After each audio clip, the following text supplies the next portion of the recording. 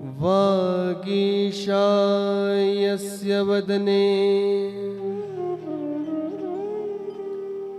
लक्ष्मीर्यस्य च वक्षसि यस्यास्ते हृदये संवित् तं नरसिंहमहं भजे।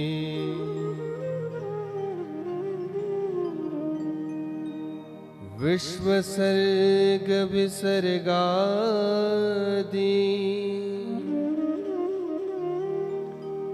नवलक्षणलक्ष्युतम्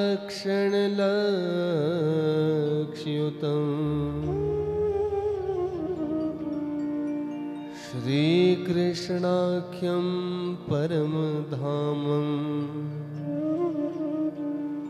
जगद्धाम नमामि तत्।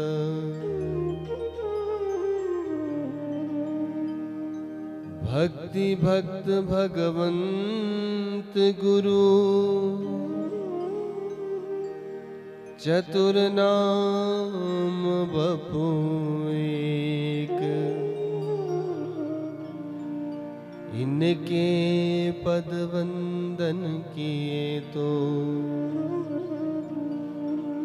नाशत विघ्न अनेक।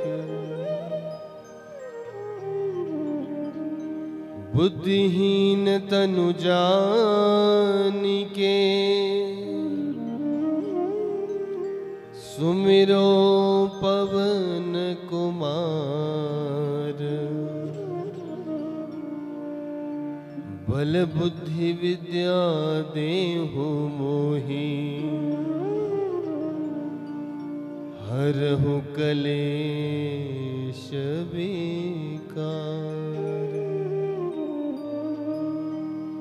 प्रत्यालीढपदार्पितांग्रिशवरद घोराटहासा परा। खड्गेन्दीवर करदर खरपुर भुजा हुंकार बीजोद्भवा।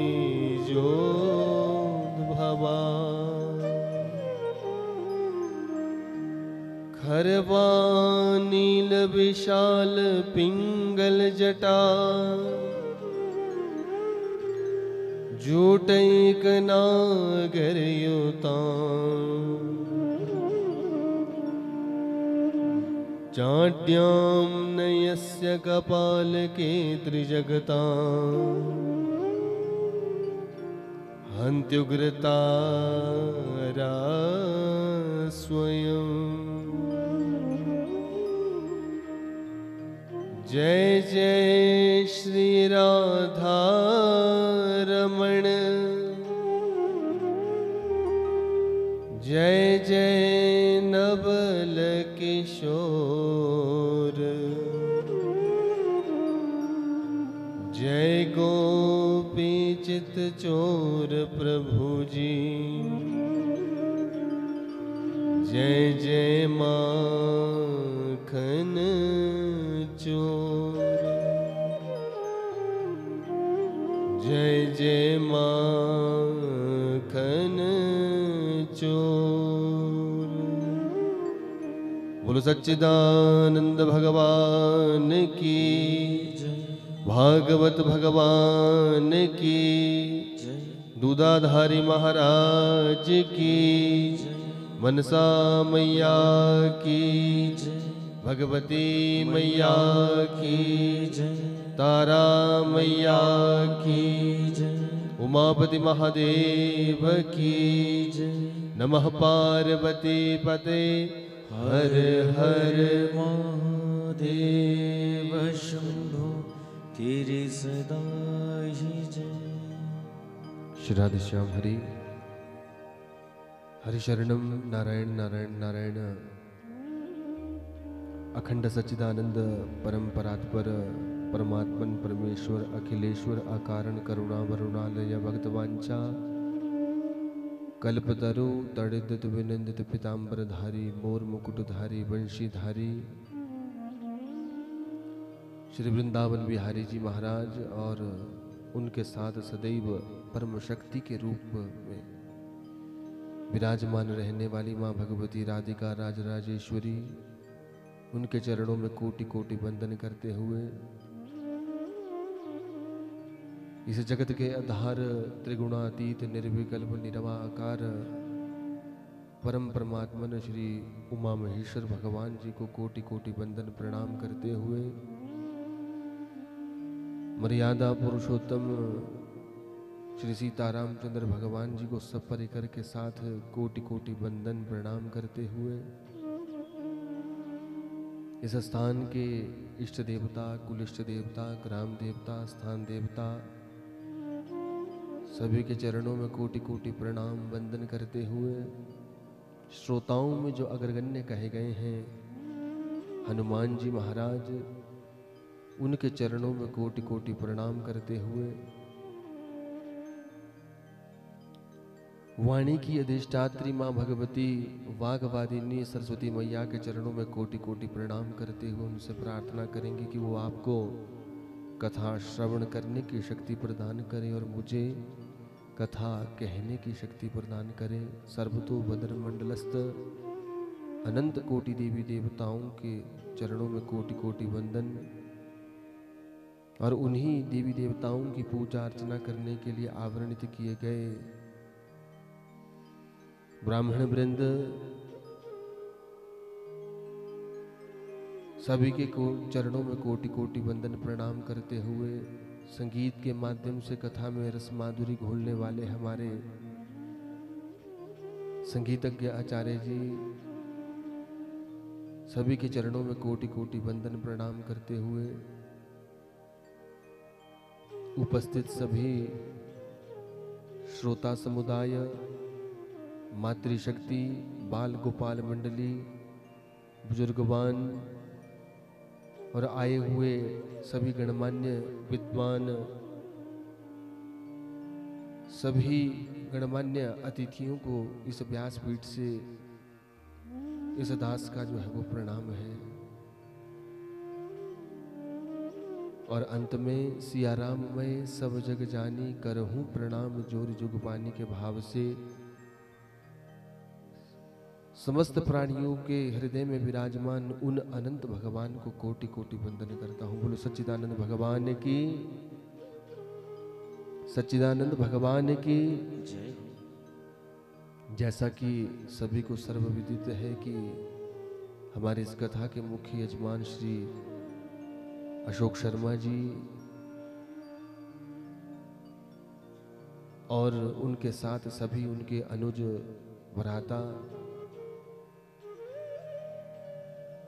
समस्त परिवार के साथ मिलकर के, समस्त ग्रामवासियों के साथ मिलकर के सकाम ये कथा घर में अपनी माता जी की दिवंगत आत्मा की शांति के लिए करवा रहे हैं, जिसे चलते हुए आज तीसरा दिन प्रकृति के ऊपर है और विशुद्ध कथा का आज दूसरा दिवस है। इस कथा में प्रवेश करने से पूर्व आइए भगवान का संकीर्तन करेंगे और मन वाणी को पवित्र करते हुए प्रार्थना करेंगे, भगवान आपके चरणों में हमारी प्रीति बनी रहे। श्री कृष्ण गोविंद हरे मुरारी, हे नाथ नारायण वासुदेव। कृष्ण गोविंद हरे मुरारी, हे नाथ नारायण वासुदेवा। श्री कृष्ण गोविंद हरे मुरारी, हे नाथ नारायण वासुदेवा। श्री कृष्ण गोविंद हरे मुरारी, हे नाथ नारायण वासुदेवा।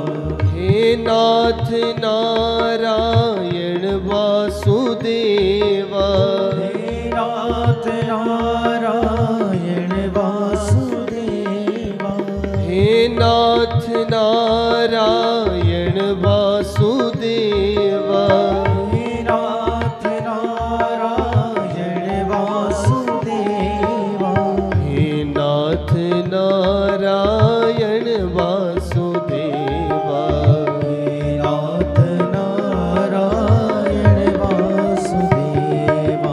श्री कृष्ण गोविंद हरे मुरारी, हे नाथ नारायण वासुदेवा।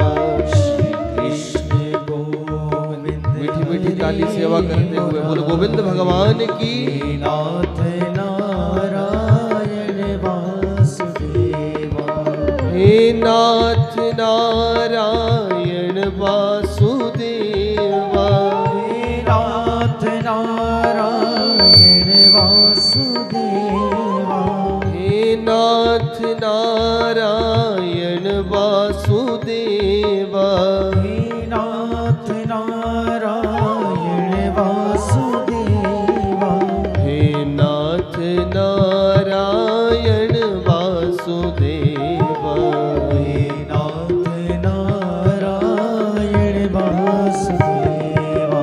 श्री कृष्ण गोविंद हरे मुरारी, हे नाथ नारायण वासुदेवा। श्री कृष्ण गोविंद हरे मुरारी, हे नाथ नारायण वासुदेवा। नाता भला क्या जग से हमारा, नाता भला क्या जग से हमारा, नाता भला क्या जग से हमारा, नाता भला क्या जग से हमारा। आए यहाँ क्यों कर क्या रहे हैं, आए यहाँ क्यों कर क्या रहे।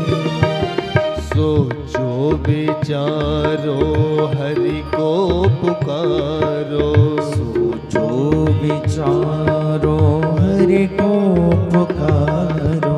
हे नाथ नारायण वासुदेवा, हे नाथ नारायण वासुदेवा।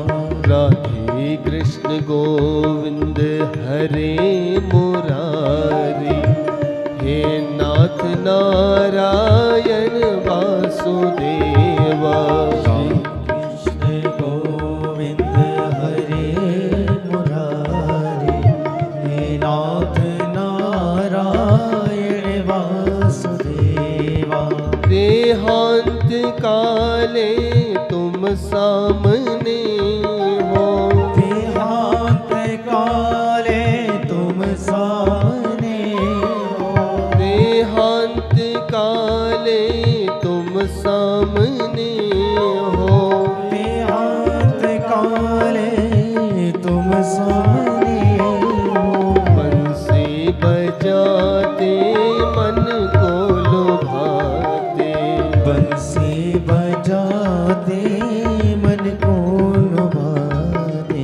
ये गीत गा के मैं तन नाथ त्यागूं, ये गीत गा के मैं तन नाथ त्यागूं। हे नाथ नारायण वासुदेवा, हे नाथ नारायण वासुदेवा, हे नाथ नारायण वासुदेवा, हे नाथ नारायण वासुदेवा, हे नाथ नारायण वासुदेवा। बोलो सच्चिदानंद भगवान की जय। नैमिषारण्य की पुण्य भूमि पर बैठकर के 88,000 शौनकादि ऋषि इस दिव्य कथा को सूत जी के माध्यम से श्रवण कर रहे हैं और हम आप लोग बैठ करके शर्मा जी के इस गृहस्थ प्रांगण में विगत दिनों से कथा को श्रवण कर रहे हैं। जो श्रोता समुदाय कल कथा में उपस्थित थे उन्होंने कल कथा को श्रवण किया था कि किस प्रकार से वेद व्यास जी महाराज ने इस ग्रंथ का आरंभ सत्यम परम धीमहि से किया। मंगलाचरण करते हुए इस कथा की पात्र के विषय में बताया कि इसका अधिकारी कौन है और फिर इस कथा के विषय में बताया कि वास्तव में ये भागवत क्या है। वेदों का पका हुआ फल जो है वो ये श्रीमद् भागवत महापुराण है। और निर्देश दे दिया वेद व्यास जी महाराज ने कि इसे कौन इसका श्रवण करे।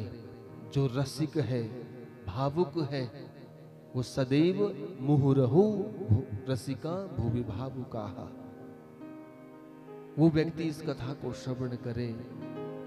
फिर कथा को आरंभ किया गया। सूत जी महाराज ने भी आज अपने गुरुदेव भगवान का मंगलाचरण किया। सुखदेव जी की जन्म की कथा को हमने कल श्रवण किया था। उसके बाद हमने वेद व्यास जी के महाराज के जन्म की कथा को श्रवण किया था। वेद व्यास जी ने 17 पुराण, 108 उपनिषद, 6 शास्त्र लिखने के बाद जब उन्हें शांति नहीं मिली तो नारद जी के द्वारा उन्हें भक्ति परक ग्रंथ लिखने के लिए 4 श्लोकी भागवत प्रदान किया गया और वेद व्यास जी ने 4 श्लोकों से ये 18,000 श्लोकों का ये दिव्य ग्रंथ का जो है निर्माण कर दिया। जब निर्माण कर दिया तो अब ये इच्छा हुई कि इसे किसे सुनाया जाए, तो अपने पुत्र को ढूंढने के लिए जो है वो छोटे छोटे सुमंतु, जैमिनी, वैशंपायन, पैल इत्यादि जो है अपने शिष्य समुदाय भेजे हैं। जंगल में जाकर के सुखदेव जी को वापस लाया गया और सांगोपांग विधि से उन्हें भागवत की दीक्षा दी गई, उन्हें पढ़ाया गया। परमहंसों की यह संहिता श्रीमद् भागवत महापुराण सुखदेव जी ने इसे श्रवण किया, पढ़ा और स्मरण करने के बाद फिर भगवान का ध्यान करते हुए जंगल के लिए चले गए। उसके बाद सुखदेव जी महाराज ने यहाँ पर सूत जी महाराज से शौनक आदि ऋषियों ने यह प्रश्न किए कि महाराज आप ये बताओ कि इस कथा के जो मुख्य वक्ता हुए सुखदेव जी महाराज, उसके जन्म की कथा को तो आपने सुना दिया, परंतु हमने पूर्व में इस कथा को श्रवण किया था कि राजा परीक्षित ने इस कथा को श्रवण किया था। उस परीक्षित के जन्म की कथा को हम श्रवण करना चाहते हैं। उस कथा को हमने स्मास विधि से श्रवण किया था कि किस प्रकार से ये कथा भागवत में भी ली गई है। वैसे ये महाभारत के सौप्तिक पर्व की जो है वो कथा है कि जिस समय महाभारत का अंत होने वाला था उस समय की ये कथा वहां से आरंभ होती है। कालांतर में परीक्षित का जन्म जो है वो पांडव वंश में उत्तरा के गर्भ से होता है। और कुंती का चरित्र हमने श्रवण किया था कि किस प्रकार से कुंती मैया ने प्रार्थना की है सच्चिदानंद भगवान से, द्वारिकाधीश भगवान से कि प्रभु आज जब हम कौरवों के साथ युद्ध करने के बाद जीत गए हैं, आज हमारे पास जितने भी हमें साधनों की आवश्यकता थी वो आज हमें सब कुछ मिल गया और आज आप हमें छोड़ने की बात कर रहे हैं। तो यहाँ पर कुंती मैया ने भी भगवान से मांगा है कि आप मुझे यदि कुछ देना चाहते हैं तो विपदः सन्तु शश्वत, कहते आप मुझे विपत्ति प्रदान कर दें। तो द्वारिकाधीश भगवान ने उनकी बात को टाल दिया था कि बुआ देखो ऐसा कुछ नहीं है, मेरा आशीर्वाद जो है वो आपके ऊपर सदैव बना रहेगा। और कुछ आपकी मांगने की इच्छा है तो 26 श्लोकों में जो है वो बड़ी सुंदर स्तुति कुंती मैया ने की और अंत में जो है वो एक बात मांगी है कि स्नेह पाशमिमं छिंदी, कहते मेरी स्नेह की, मेरी ममता की जो है वो बेड़ियां काट दो आप। ममता का मेरी जो 2 वंश में जो है वो विशेष रूप से ममता और प्यार प्रेम बना है। एक किस में, एक पांडव वंश में और एक जिस वंश से वो ब्याही गई है वृष्णि वंश से। इन दोनों से जो है वो हमारी ममता जो है वो छूट जाए। ये कुंती मैया ने मांगा है और कुंती मैया का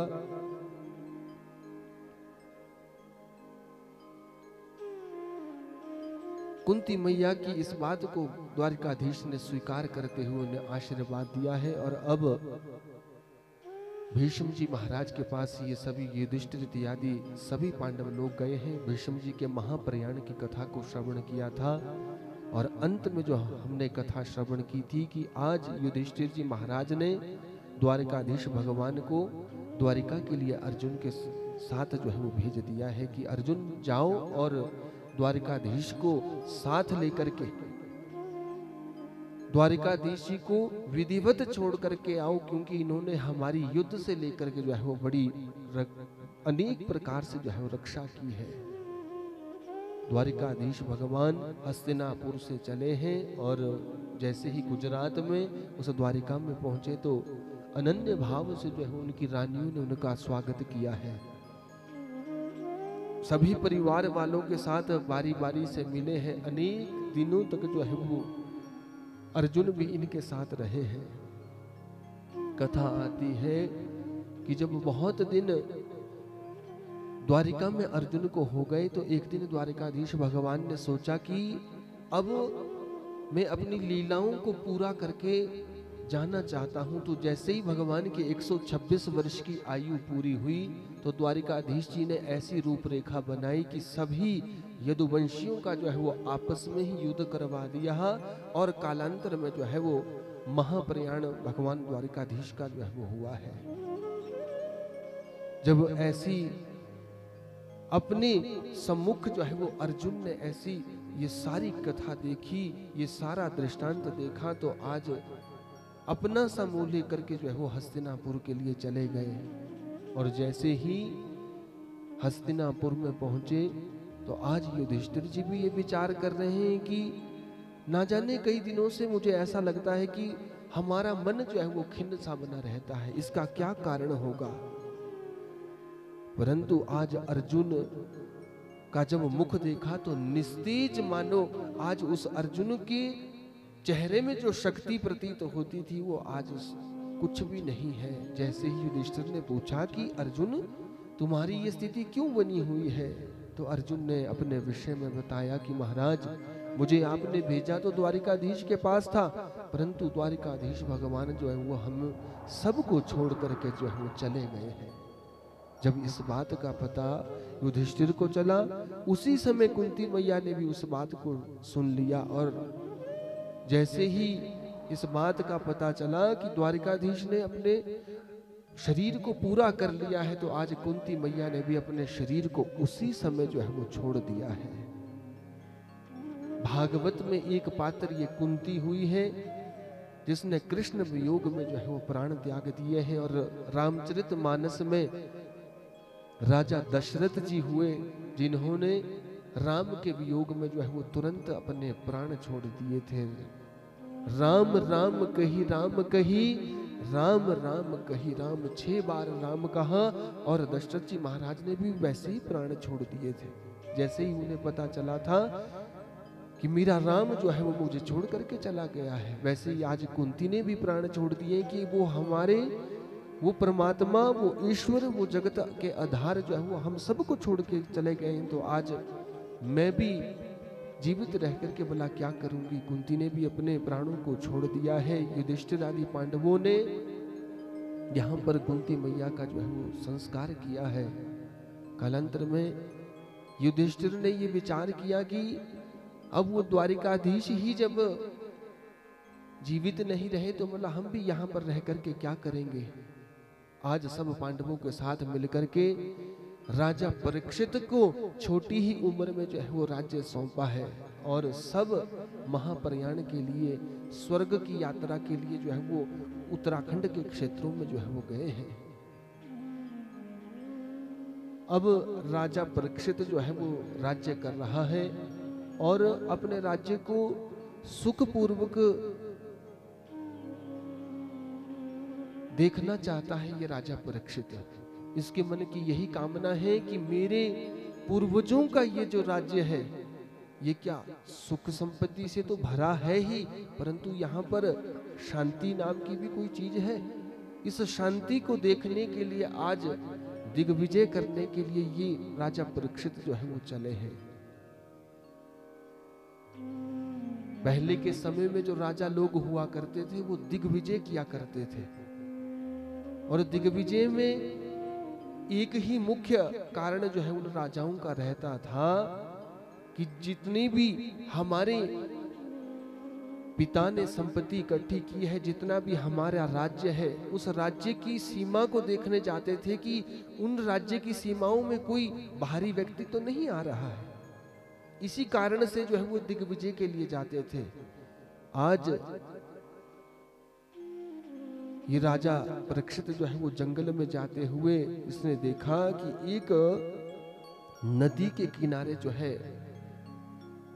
जाते जाते एक काला कलूटा पुरुष जो है वो क्या कर रहा है, एक बैल को जो है वो मार रहा है, और उस बैल को इसने इस तरह से मार दिया है कि 3 पांव जो है वो उसके तोड़ दिए हैं, और एक पैर के ऊपर जो है वो बैल खड़ा है, और उस बैल के सामने एक स्त्री जो है वो विलाप कर रही है। राजा परीक्षित ने जब ये देखा तो अचंभित होकर के जो है वो किनारे में जो है वो खड़े हो गए, और वो बैल और वो स्त्री जो है वो आपस में बात कर रहे थे कि अरे सुनो, अब तुम्हारी रक्षा करने वाला कोई नहीं है। क्यों? क्योंकि जब से द्वारिकाधीश भगवान अपनी लीला को पूर्ण करके गए हैं, और जब से ये पांडव लोग स्वर्ग की यात्रा के लिए गए हैं, अब तो ये प्रतीत होता है कि अब राजाओं में जो है वो कोई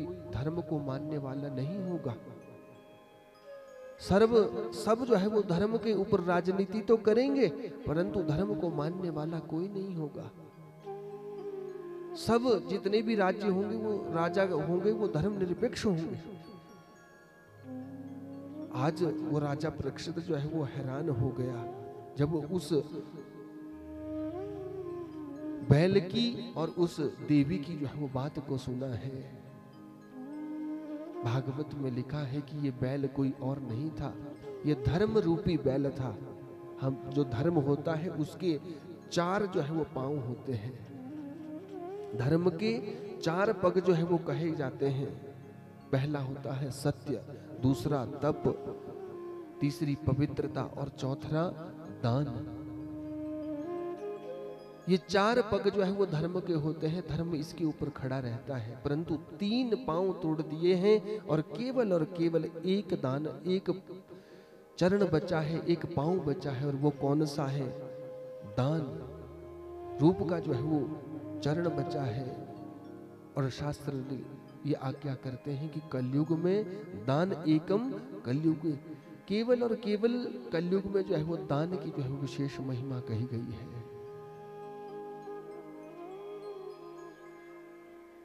और वो देवी कोई और नहीं थी, वो स्वयं जो है वो पृथ्वी के रूप में वहां पर देवी के रूप में खड़ी थी। आज परीक्षित ने जब उनकी बात सुनी तो आज सीधे जो है वो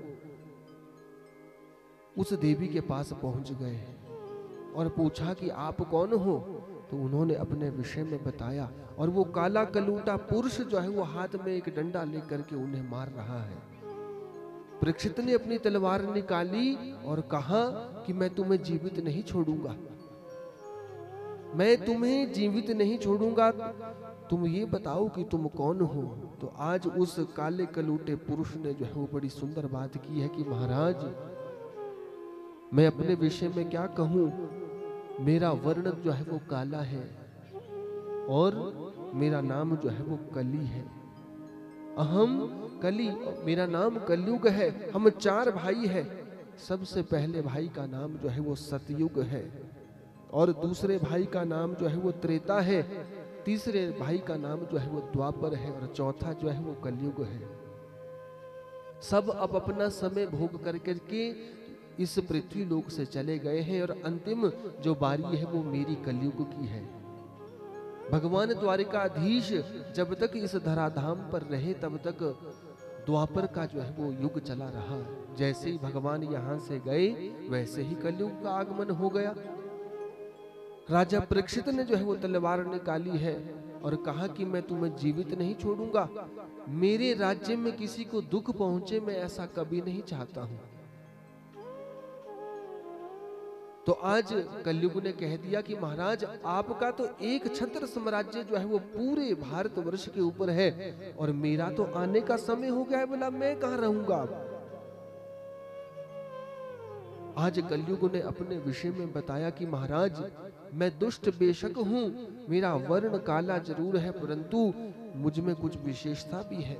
अपनी विशेषता के विषय में बताया तो बताया कि महाराज इस सत्य युग में, त्रेता में, द्वापर में जो तपस्या से और यज्ञ से और दान करने से जो फल मिला करता था, वो केवल और केवल कलयुग में भगवान का नाम लेने से जो है वो मिला करता है। बोलो सच्चिदानंद भगवान की जय। जब कलयुग की ऐसी बात को सुना कि केवल और केवल भगवान का यदि नाम सुमिरन कलयुग में किया जाए तो वो व्यक्ति जो है वो भवसागर से पार हो सकता है। तो आज परीक्षित ने सोचा कि देखो ये कलयुग मेरे चरणों में तो आ ही गया है और चरणों में जो आ जाता है उसको माफ करना जो है वो एक राजा का अधिकार होता है। इसी कामना से जो है वो आज राजा परीक्षित ने उस परीक्षित को रहने के लिए स्थान दिए हैं। भागवत में लिखा है कि कहा कि देखो वैसे तो तुम में अनेक प्रकार के जो है वो अवगुण ही अवगुण दिखाई दे रहे हैं, परंतु एक काम करो, तुम रहने के लिए जो है वो 4 स्थान ले लो। द्यूतम पानः स्त्रियः सूनः यत्र धर्म चतुर्विधा। 4 स्थान जो है वो रहने के लिए दिए हैं। सबसे पहला स्थान दिया कि जहां पर दुष्ट लोग मदिरा का पान कर रहे हो कलयुग वहां पर तुम्हारा वास हो जाए। दूसरा स्थान दे दिया कि जहां पर लोग जुआ खेलते हो वहां पर तुम्हारा निवास हो जाए। तीसरा स्थान दे दिया कि जहां पर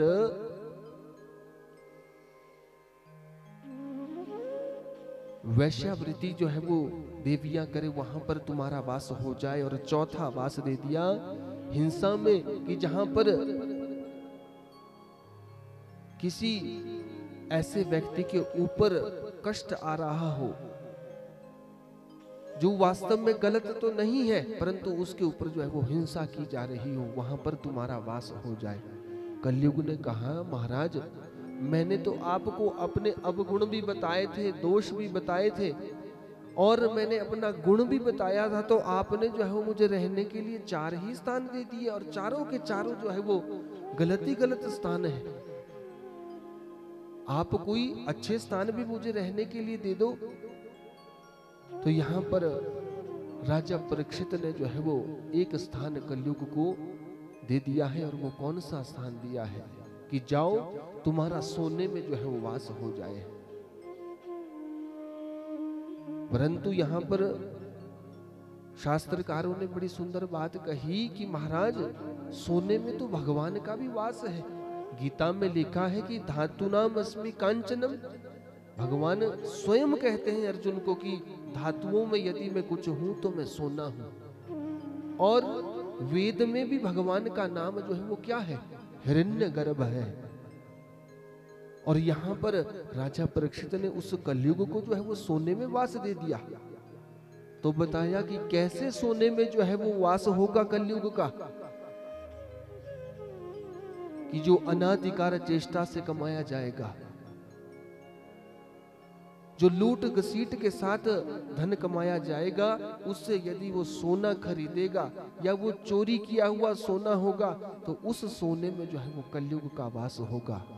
आज कलयुग ने जब ऐसी बात सुनी कि मुझे तो सोने में वास मिल गया है, तो आज कलयुग ने क्या किया, तुरंत जो है जाकर के उस हस्तिनापुर में ही जो है वो प्रवेश कर दिया है। बोलो गोविंद भगवान की जय। और राजा परीक्षित जो है वो दिग्विजय के लिए चले गए हैं और उस धर्म रूपी बैल को और गाय को जो है आश्वासन दिया है कि मैं तुम्हारे दुख को जो है वो दूर करूंगा। और आज वो कलयुग जो है वो कहाँ पहुंचा है? उस हस्तिनापुर में, उस परीक्षित के राज्य में पहुंचा है। क्यों? क्योंकि देखो, जो पहले के राज्य हुआ करते थे वहां पर जुआ भी खेला जाता था, वहां पर मदिरा का पान भी होता था, वहां वैश्यावृत्ति भी होती थी और हिंसा भी जो है वहां पर हुआ करती थी। इसलिए कलयुग वहीं पहुंचा जहां पर ये सब अवगुण जो है वो विद्यमान थे। और पांचवी स्थान, वो सोना भी जो अधर्म रूपी सोना था वो भी राज्यों में पहले हुआ करता था। क्यों? क्योंकि राज्य के बहुत सारे राजा जो है वो युद्ध में जाते थे, तो युद्ध में जीतने के बाद उस राज्य की सारी संपत्ति को भी उठा करके ले आते थे। आज वो कलयुग जाकर के उस अधर्म रूप से कमाए हुए सोने में जो है वो प्रवेश हो गया। और कहां पर प्रवेश हुआ? एक मुकुट में जो है वो प्रवेश हो गया, जो पूर्व समय में भीम का जो है वो मुकुट कहा गया है। वो भीम मुकुट चुरा करके लाया था, जरासंध का वो मुकुट कहा गया है। कथाएं प्रसिद्ध है। दिग्विजय करने के बाद राजा परीक्षित एक दिन जो है वो घर में पहुंचे और अगले ही दिन उनका विचार हुआ कि क्यों ना जंगल में आखेट करने के लिए जाया जाए। आज अपने राज्य की धन संपत्ति का निरीक्षण कर रहे थे और अचानक मन में भाव आ गया कि मेरे पिताजी ने, मेरे पिता ने, मेरे दादा ने अनेक प्रकार की जो है वो संपत्ति इकट्ठी कर रखी है, क्यों ना उसका निरीक्षण कर करके आऊं। आज जैसे ही उस धन के भंडार में प्रवेश किया तो क्या हुआ? आज वो मुकुट देखा, बहुत भारी सा मुकुट लगा और राजा परीक्षित ने उसे धारण कर लिया। जैसे ही परीक्षित ने धारण किया वैसे ही उस मुकुट में जो है वो कलयुग ने प्रवेश कर लिया है। कलयुग के प्रवेश होते ही आज राजा के मन में ये बात आ गई कि मुझे शिकार खेलने जाना है। वैसे राजा परीक्षित बहुत धर्मज्ञ जो है वो राजा कहे गए हैं, परंतु जैसे ही कलयुग बैठा आज शिकार खेलने की इच्छा हो गई। शिकार खेलने के लिए जंगल में गए, सारा दिन जो है वो शिकार खेलते हो गया। अनेक पशुओं का भी, अनेक पक्षियों का भी इन्होंने संहार किया है। दिन के समय में प्यास लगी और एक शमीक मुनि के आश्रम में पहुंचे हैं और वहां पर ऐसी कथा हुई कि शमीक मुनि जो है उस समय समाधि अवस्था में बैठे थे। राजा परीक्षित ने धन की याचना की, परंतु आज ये ऋषि जो है वो समाधि अवस्था से नहीं जागे, क्योंकि समाधि की भी अपनी अवस्था होती है। वेदांत में जो है वो बताया गया है कि देखो, कम से कम समाधि जो होती है हमारी वो 40 मिनट से जो है वो आरंभ होती है। 40 मिनट से ऊपर वो एक दिन की भी हो सकती है, 24 घंटे की भी हो सकती है, 2 दिन की भी, ना जाने वो कब तक टूटेगी ये पता नहीं है, पर कम से कम जो है वो 40 मिनट की जो है वो समाधि होती है। अभी आपने पिछले दिनों शायद सुना होगा, हमारे पेट्रोफ में भी एक महात्मा जी आए थे जिनकी आयु जो है वो 130 वर्ष की थी और देखने में वो इतने बुजुर्ग जो है वो नहीं लगते थे। क्यों? क्योंकि वो अपनी तपस्या के बल से, अपने योग के बल से, अपने समाधि के बल से जो है वो उनकी आयु जो है वो उतनी प्रतीत नहीं होती थी। कई लोगों को उनके दर्शन जो है वो प्राप्त हुए, परंतु जिन लोगों को दर्शन प्राप्त नहीं हुए उन्होंने यही बात कही कि महाराज हम दर्शन करने के लिए गए थे, परंतु ये कहा कि अभी कुछ ही देर पहले जो है वो समाधि अवस्था में चले गए हैं और ना जाने अब उनकी समाधि जो है वो कब टूटेगी। आज शमीक मुनि की भी समाधि लगी है और समाधि लगने के बाद आज वो राजा परीक्षित जो है वो पहुंचे हैं धन के, आज जल की जो है वो याचना की है कि महाराज आप मुझे जल पिलाएं, परंतु आज शमीक मुनि तो समाधि अवस्था में थे। आज परीक्षित ने सोचा कि देखो ये हमारे ही राज्य के हो करके मेरा सम्मान नहीं कर रहे हैं, मैं राजा हो करके इनके पास जल की याचना कर रहा हूं, परंतु ये आंख भी नहीं खोल रहा है। राजा परीक्षित ने आज उस ऋषि का जो है वो अपमान कर दिया है। उस ऋषि की झोंपड़ी के बाहर एक मरा हुआ सर्प था और आज अपनी बाण की नोक पर के उस धनुष के बाण की नोक पर आज उस सांप को उठाया है और आज उस शमिक मुनि के गले में डाल दिया है। जैसे ही गले में डाला तो आज एक छोटे से ऋषि कुमार ने जो है ये बात देख ली है और जाते जाते क्या किया परीक्षित ने कि देखो आजकल के महात्मा जो है ये ढोंगी हो गए हैं, यहाँ पर रहने का भी जो है वो कोई औचित्य नहीं है। आज परीक्षित जो है वो अपना सा मुंह लेकर के क्रोधी स्वभाव में जो वहां से चले गए। गौरमुख नाम का एक छोटा सा ऋषि कुमार था, आज वो शमिक मुनि के पुत्र श्रृंगी ऋषि के पास गया है और उस समय वो छोटे छोटे बच्चे जो है वो बाहर क्रीड़ा कर रहे थे और बताया कि महाराज कोई राजकुमार आया और आपके पिता के गले में जो है वो मरा हुआ सांप डाल करके चला गया। आज जैसे ही श्रृंगी ने इस बात को सुना, आज श्रृंगी ने क्या किया, जल का सरोवर नजदीक था और वहां पर जाकर के सीधा जो है वो हाथ में जल लिया और गायत्री माता के वो उपासक थे, आज श्राप दे दिया है उस जल को हाथ में लेकर के कि जिस भी राजा ने, जिस भी व्यक्ति ने मेरे पिता के ऊपर ये ऐसा घोर पाप किया है, जैसा ये पाप किया है, मैं उस व्यक्ति को जो है वो श्राप देता हूं कि 7 दिन में जो है उसकी मृत्यु हो जाएगी। वेद व्यास जी महाराज भागवत में कहते हैं कि इति लंघित मर्यादम तक्षका सप्तमेहनि दंक्षति स्म कुलांगारम चोदितो में तद्रुहम। आज श्राप दे दिया है कि तक्षक नाम का सांप उस व्यक्ति को जो है वो 7 दिन में डस लेगा और उसे खत्म कर देगा। राजा परीक्षित को आज 7 दिन में मरने का श्राप मिल गया है। शाम के समय में शमिक अब ऋषि की जो है वो समाधि खुली है और आज डरते डरते जो है वो गौरमुख ने भी शमिक महाराज के पास जो है वो सारी बात बता दी। जैसे ही वो सांप देखा गले में लटका हुआ मरा हुआ, उसे दूर किया है और गौरमुख ने उसके विषय में बताया है कि एक राजा ने ये निकृष्ट कर्म किया है,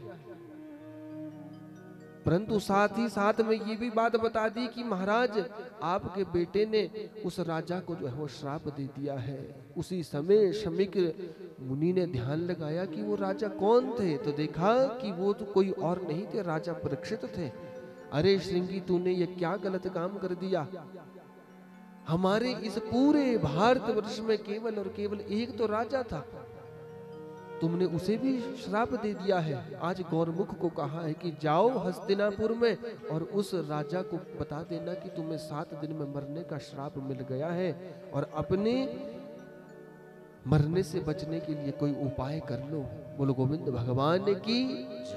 आज गौरमुख जो है वो चला है और जैसे ही हस्तिनापुर में पहुंचा है, राजा परीक्षित भी शाम के समय में जैसे ही पहुंचा, आज उस परीक्षित ने भी क्या किया है, उस मुकुट को जो है वो अपने सिर से निकाला है और आज ऐसा लगा उस राजा परीक्षित को कि उसके सारे शरीर का भार जो है वो निवृत्त हो गया है। मानो अभी तक उनके सिर के ऊपर कोई ऐसा भार बना था।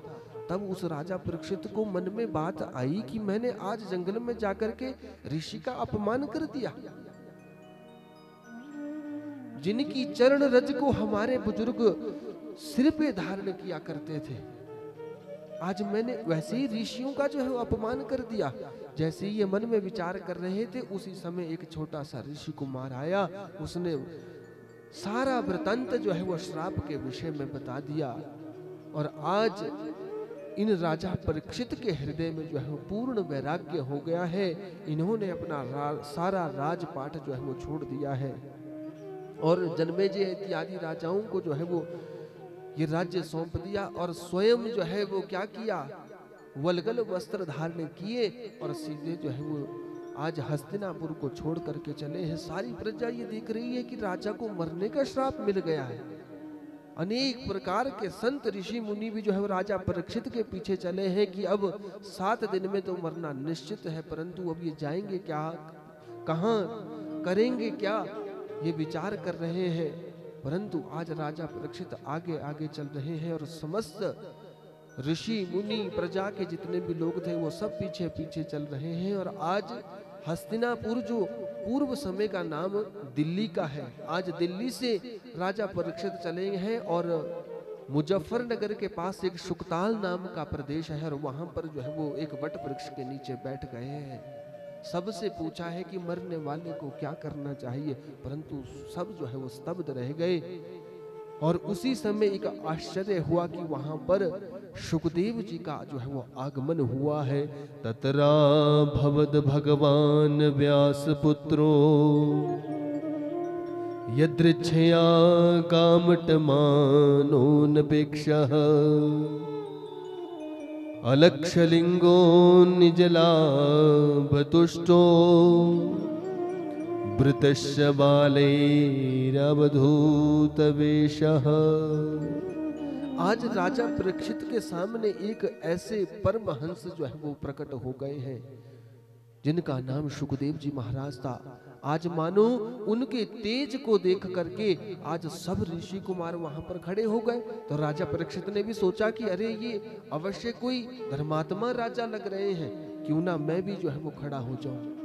आज खड़े हुए और प्रणाम किया है। प्रणाम करने के बाद और कुछ नहीं पूछा है, कुशल क्षेम नहीं पूछा है कि महाराज आप कौन हैं, कैसे हैं, कहां से आए हैं। केवल और केवल एक बात पूछी है कि पुरुषस्य यत् कार्यं म्रियमाणस्य सर्वथा, मरने वाले को महाराज क्या करना चाहिए। बोलो सच्चिदानंद भगवान की जय। और ये कथा किसी और की नहीं है, ये हम अब सब आपकी कथा है। 7 दिन में ही हम आप सब लोगों को जो है वो मरना है। और भागवत ये निर्देश देती है, भागवत क्या सिखाती है वास्तव में, ये मरना सिखाती है कि मरना कैसे चाहिए मनुष्य को। आज सुखदेव जी महाराज को एक बालू का आसन बनाया है और ऊंचे आसन पे सुखदेव जी महाराज को बिठाया है, उनकी आरती की है, उनको तिलक किया गया है। और आज राजा परीक्षित ने जब प्रश्न किया, उस प्रश्न को सुन करके सुखदेव जी महाराज जो है वो बड़े प्रसन्न हुए हैं। मंगलाचरण ने भी नहीं किया है और सीधे जो है वो उस राजा परीक्षित को ज्ञान देना आरंभ कर दिया है। वर्यानेशते प्रश्नः कृतो लोकहितं नृपः आत्मवित सम्मत पुंसां श्रोतव्यादिषु यः परः। आज सुखदेव जी महाराज ने कहा कि अरे परीक्षित, तुमने ये प्रश्न कोई अपने कल्याण के लिए नहीं पूछा है, ये तो समस्त इस चराचर जगत के जीवों के कल्याण के लिए ये प्रश्न किया है। वास्तव में तुम तो खुद भी धर्मात्मा हो और आपने ये विचार करना, आज राजा परीक्षित को ये 7 दिन में मरने का श्राप मिला है और इस की मृत्यु जो है वो एक तक्षक नाम के सांप के द्वारा जो है वो होनी निश्चित हुई है। और भागवत के महात्म्य में भी लिखा है कि हम सब जीवों के पीछे भी वो काल रूपी व्याल जो है वो फन फना करके बैठा है। काल ब्याल मुख क्रास त्रास निर्णाश हेतवे। वो सांप, वो तक्षक, वो काल रूपी सांप जो है वो हमारे पीछे बैठा है। वो भी देखता है कि जब जब हम अपनी मर्यादाओं का हनन करेंगे तब तब हमारी जो है वो मृत्यु होना निश्चित होता है, तब तब हमारी अकाल मृत्यु होना जो है वो निश्चित होता है। वर्तमान समय में भी आपने ये देखा होगा कि अकाल मृत्यु जो है वो अधिकतर हुआ करती थी, वरना पहले यदि मरने की उम्र लगाई जाती थी तो कम से कम 60-80 वर्ष तो लगा ही लेते थे। परंतु अब तो यही पता नहीं है कि यदि शाम को सो जाएगा तो सुबह उठेगा भी क्या। ना जाने हमारी मर्यादाओं में कहाँ कमी है, और जहां पर मर्यादाओं का हनन होगा वहां पर वैसे परीक्षित की तरह जो है वो हम आप लोगों को भी मरना पड़ेगा। वहां पर उस ऋषि कुमार ने किसी राजा को वो श्राप नहीं दिया, इति लंघित मर्यादम, जिसने मर्यादा का हनन किया है। और मर्यादा क्या है? जो सनातन परंपरा से बताई हुई मर्यादाएं हैं, जो उसका हनन करेगा उसका अकाल मृत्यु ही होगा। आज के समय में भी बहुत सारे लोग जो है वो धर्म को तो मानते हैं कि हम सनातनी हैं, पर धर्म का आचरण नहीं करते हैं। सबको ये बात पता है कि हमें क्या करना है, क्या नहीं करना चाहिए, परंतु उस बात को केवल और केवल ज्ञान तक रख दिया है। उस बात के ऊपर अमल कोई नहीं करना चाहता है। सुखदेव जी महाराज ने यहाँ पर आज उस मरण धर्मा राजा परीक्षित को जो है वो कथा सुनानी आरंभ की है कि अरे राजा परीक्षित, देखो अब तुम्हें 7 दिन में मरने का जो है वो श्राप बेशक मिल चुका है, परंतु मैं तुम्हें बात बताऊं, संसार के मनुष्यों को जो है वो भगवान ने भजन करने के लिए भी समय दिया, परंतु क्या किया गृहस्थियों ने, वो तो भगवान के भजन में जो है प्रवृत्ति ही नहीं होता है। केवल और केवल यदि फंसा है तो उस गृहस्थ के चक्कर में फंसा है, पुत्र के सुख में, पत्नी के सुख में, पुत्री के सुख में जो है वो बना हुआ है। केवल और केवल गृहस्थियों की ये स्थिति बन गई है कि आहार निद्रा भय मैथुनम च सामान्य में तद पशुभिर नराणाम। कहते ये सब गुण जो है वो संसारिक मनुष्यों में हो गए हैं। केवल और केवल अपने आहार की चिंता जो है वो मनुष्य करते हैं, अपने परिवार का पेट पालने में लगे हैं, और कहते हैं कि ऐसे गुण तो पशुओं में भी होते हैं, पक्षियों में भी होते हैं। और बता दिया कि सुनो परीक्षित, इन संसारियों की स्थिति क्या है, देखो यदि इस भवसागर से पार होना चाहते हो, इस मृत्यु लोक से पार होना चाहते हो, तो भगवान का भजन करना जो है वह आवश्यकता है, आवश्यक है। बताया कि संसारियों की क्या स्थिति है, तो बताया कि निद्रा ह्रियते नक्तम वैवायीन चवावया। कहते इस संसार के मनुष्य आधे से ज्यादा उम्र तो अपनी सो के ही गुजार देते हैं। बोलो भगवती मैया की। मैंने पहले दिन भी कथा में निवेदन किया था कि देखो जयकारे में जो है वो सिर्फ परिवार वाले ही जयकारा लगा रहे हैं। बोलो गोविंद भगवान की। मैं आपसे निवेदन करूं, कथा की पूर्णता जो है वो जयकारे से हुआ करती है। भागवत के महात्म्य में लिखा है कि नमः शब्दः जय शब्दः शंख शब्दस्तथैव च। आज के समय में ये रोज जो है वो बात कहनी पड़ती है, प्रतिदिन कहनी पड़ती है ये बात कि जयकारा लगाना चाहिए। जयकारे से कथा की जो है वो पूर्णता होती है। नमः शब्द प्रातः काल सत्र में जब पूजन किया जाता है तो आचार्य जी के द्वारा वो पूजन की भूमिका निभाते हुए भगवान का पूजन होता है, तो नमः का उच्चारण हुआ करता है। और फिर शंख शब्द की बात आई तो शंख शब्द का घोष जैसे जैसे पूजा आरती होती है तो उसमें किया जाता है। और तीसरी बात कही कि शंख शब्दस्तथैव च, जय शब्दस्तथैव च।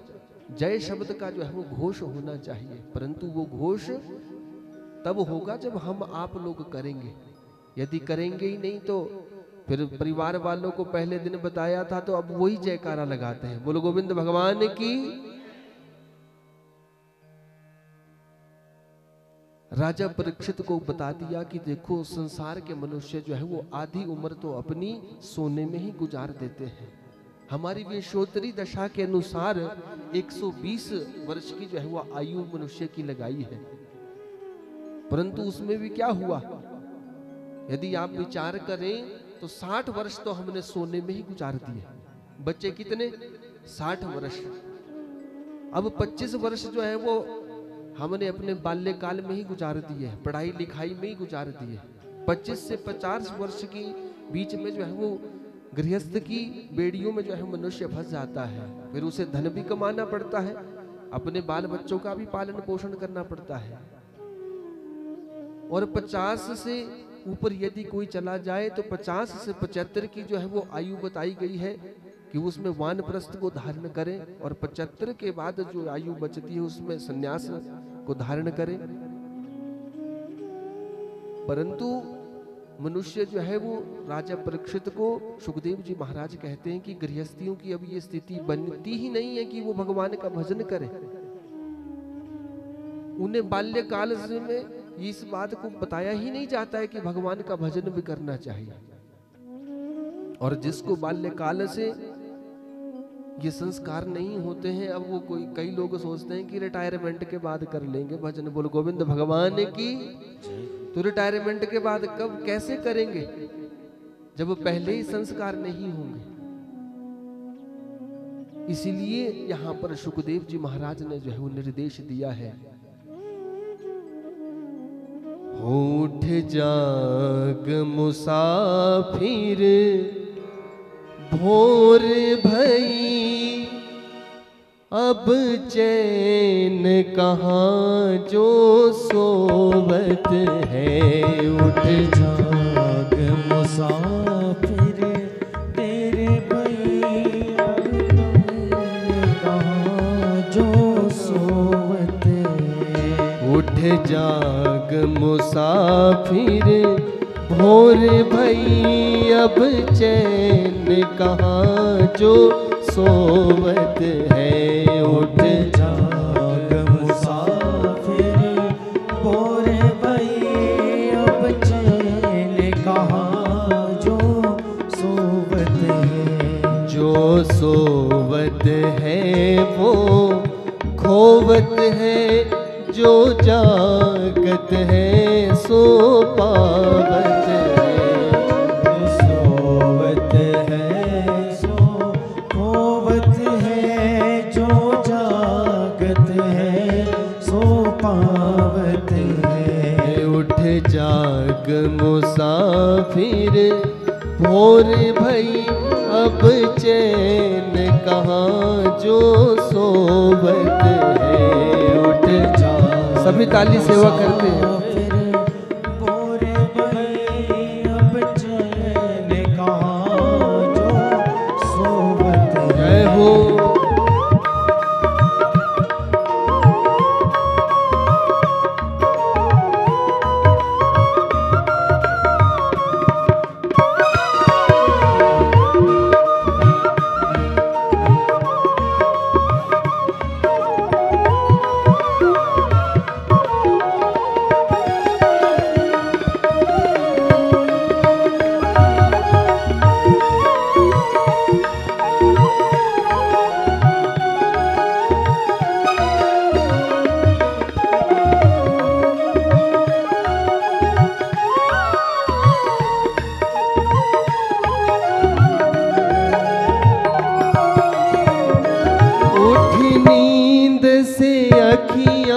खोल जरा, उठ नींद से अखियाँ खोल जरा।